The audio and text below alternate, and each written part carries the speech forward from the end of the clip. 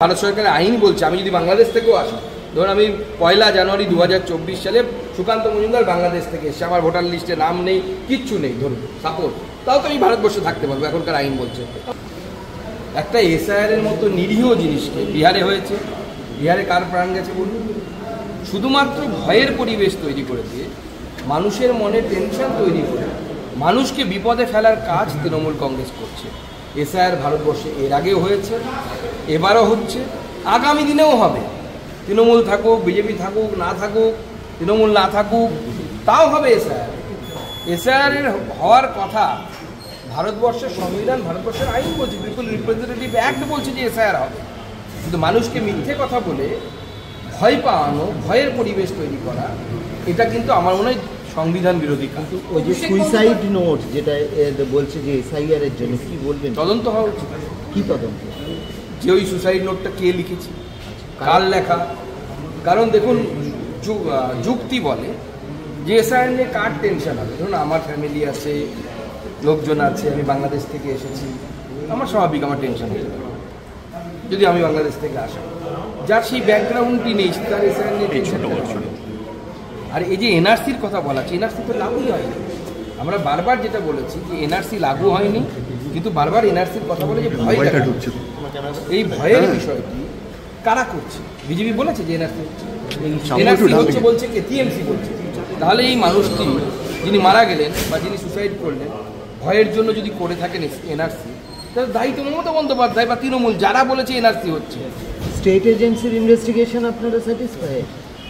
দেখো, state agency, মুখ্যমন্ত্রী আর তার ভাইপো একটা ন্যারেটিভ তৈরি করে দেওয়ার পর সেটা তার বাইরে গিয়ে বা তার উল্টো গিয়ে কথা বলতে পারবে? স্টেট এজেন্সি সে ক্ষমতা আছে, দম আছে। রাজীব কুমারের পুলিশ তাহলে কোমর ভেঙে যাবে। আমরা কিছু চাইছি না, আমরা জানি কিভাবে দেখে সামলাতে হয় এদেরকে।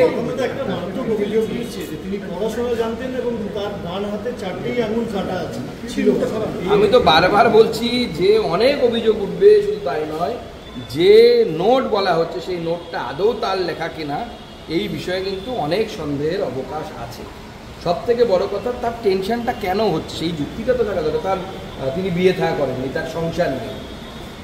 আর যেখানে ভারত সরকারের আইন বলছে আমি যদি বাংলাদেশ থেকেও আসি, ধরুন আমি 1 জানুয়ারি 2024 সালে সুকান্ত মজুমদার বাংলাদেশ থেকে এসে আমার ভোটার লিস্টে নাম নেই, কিচ্ছু নেই, ধরুন সাপোজ, তাও তো আমি ভারতবর্ষে থাকতে পারবো। এখনকার আইন বলছে আমার কোনো টেনশন নেই, রাজার হালে থাকবো, ভোট দিতে পারি না পারি কি আছে। অভিষেক বন্দ্যোপাধ্যায় কাল তীব্র ভাষায় জ্ঞানেশ কুমারকে আক্রমণ করলেন, কি বললেন? অসাংবিধানিক কাজ।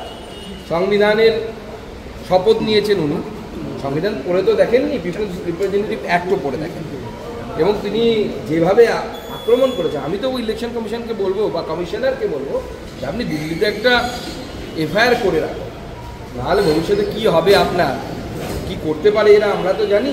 তৃণমূল কংগ্রেস বা অভিষেক বন্দ্যোপাধ্যায় কতটা ভিন্ডিকটিভ এবং হিংসাত্মক আমরা সবাই জানি। সেই ছেলেটির কথা নিশ্চয়ই মনে আছে, পাগল ছেলেটি ভুল করে অভিষেক বন্দ্যোপাধ্যায়কে একটা থাপ্পড় মেরে দিয়েছিল। তারপরে কি হয়েছিল আপনারা সবাই জানেন। আপনারা নিশ্চয়ই জানেন কিষাণজির কি হয়েছিল।